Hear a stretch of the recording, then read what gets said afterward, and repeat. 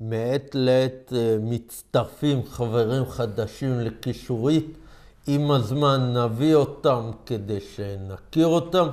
חבר חדש כזה נמצא איתנו כאן, יוסי חלופסקי. שלום יוסי, מה שלומך? בסדר, מה שלומך אתה? 100%. תגיד לי, בן כמה אתה? אני עוד מעט אהיה בן 35. מברוק. מאיפה הגעת אלינו? אני באתי מזיכרון יעקב, אני גרתי שם והגעתי לפה. אוקיי. איך שמעת על קישורית? ההורים שלי דרך חברים שלהם. באת עם איזשהם ציפיות? לא, ידעתי שיהיה לי טוב כאן. אוקיי, אני מאחל לך בהצלחה. תודה רבה. תודה רבה ליוסי, ונעבור לכתבה ראשונה בנושא התעסוקה. אנשים קמים בבוקר לעבודה בדרך כלל. האומנם? בואו ונראה מה מצבנו בתעסוקה. חושב שבימים טרופים אלה אנחנו חייבים להפסיק את הברדק, לאפשר לשרבולים לקום בבוקר ורבות העבודה.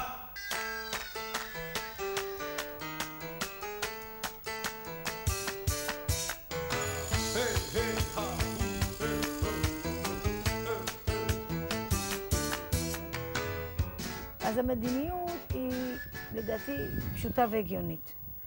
קודם כל, אנחנו באופן מוצהר חושבים שהעבודה היא חלק מהחיים בכפר. לכן העידוד הוא לכולם לעבודה.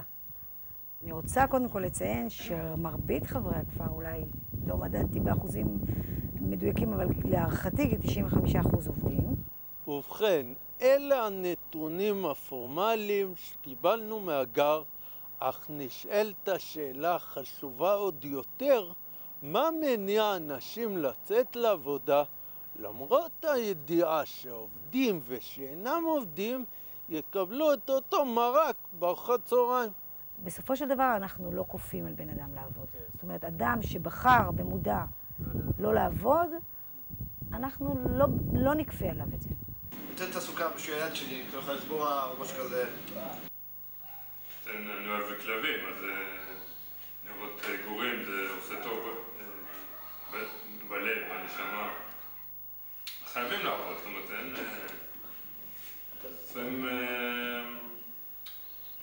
כאילו תרומה לכפר. כי אני אוהב את העבודה הזאת. בשבילי, בשביל החברים. אני חושב שזה דבר חשוב. אני מעדיף לקום בבוקר ולדעת שאני הולך לעשות משהו. להתעדכן מה קרה באירועים שונים, וכמו כן להרגיש שאני תורם למקום. החברים העובדים מבטאים כאן את התרומה הגדולה שנותנת להם עבודה מבחינה אישית. זו גם הסיבה שהכפר מגדיר את נושא העבודה כאחד מאבני היסוד ומרכז החיים בכפר. הבוקר בא, אז תגיד תודה. 3-4 ולעבודה. מאוד מעודדים אנשים ללכת לעבודה, גם אנשים שאומרים אני לא רוצה. זה לא סיבה שאנחנו לא נעודד אותם לחפש ביחד רעיונות. לפעמים התנדבות במקום מיוחד פותרת את הבעיה. כי מבחינתנו זה לא כל כך חשוב. העיקר שהבן אדם יהיה עסוק, ירגיש שהוא יוצר, ירגיש שהוא פעיל.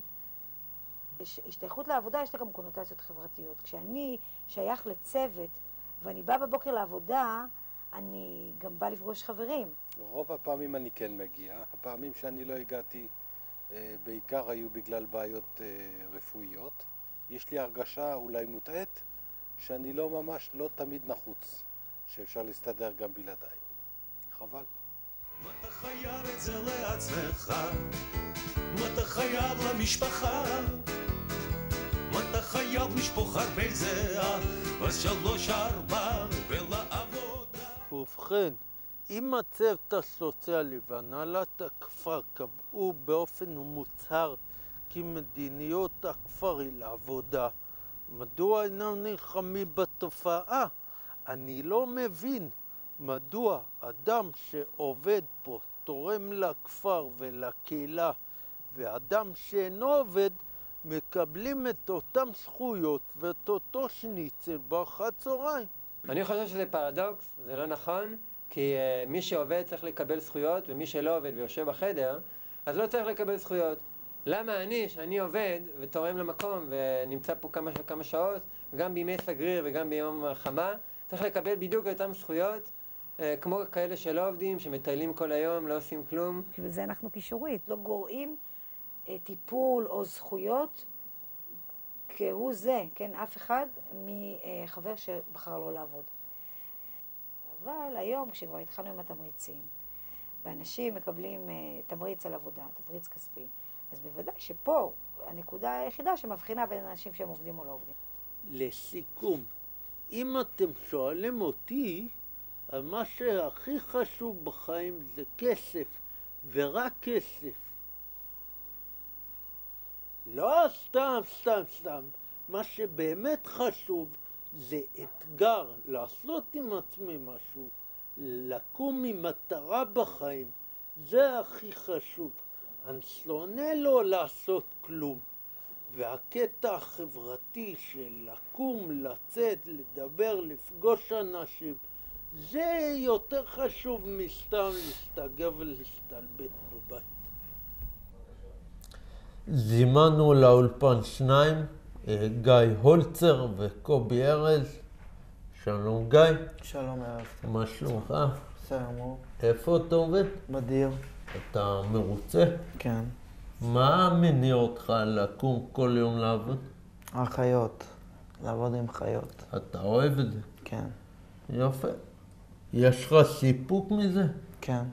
אוקיי, תודה רבה גל.